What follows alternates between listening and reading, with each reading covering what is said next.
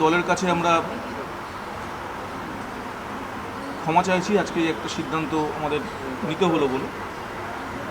কিন্তু বর্তমান যে রাজনৈতিক পরিস্থিতি এবং বাংলার মানুষের যে ম্যান্ডেট, সেটাকে কখনো অস্বীকার করতে পারছি না। আজকে আমি যে বোরোর চেয়ারম্যান, সেই বোরোর প্রায় প্রত্যেকটা ওয়ার্ডেই মানুষ আমাদের পরাজিত করেছে।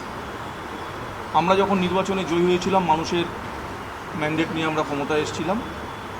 4.5 বছর আমরা মানুষকে পরিষেবা দিয়েছি, কিন্তু এই নির্বাচনে মানুষ আমাদের চায়নি বা পছন্দ করেনি, আমাদের পরাজিত করেছে অন্য একটা রাজনৈতিক দল ক্ষমতায় এসেছে। তো যাদেরকে মানুষ ক্ষমতায় এনেছে তাদেরকে কাজ করার সুযোগ দেওয়া উচিত। প্রশ্ন একটা আসতে পারে যে আমরা চেয়ারম্যানের পদ থেকে রিজাইন করলাম, কাউন্সিলর পদ থেকে কেন করলাম, এবং কলকাতা পৌরসভার পৌর প্রতিনিধিদের সই করার যে ক্ষমতা, সেটা সব ক্ষেত্রে সে সইটাকে কাজে লাগে মানুষের। সেই সইটা কন্টিনিউ করবার জন্য কাউন্সিলর পদটাকে রেখে দিলাম।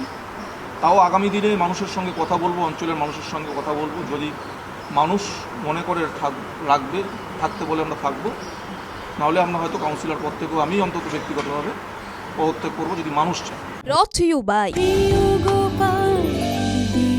কলকাতায় আর জেলায় জেলায়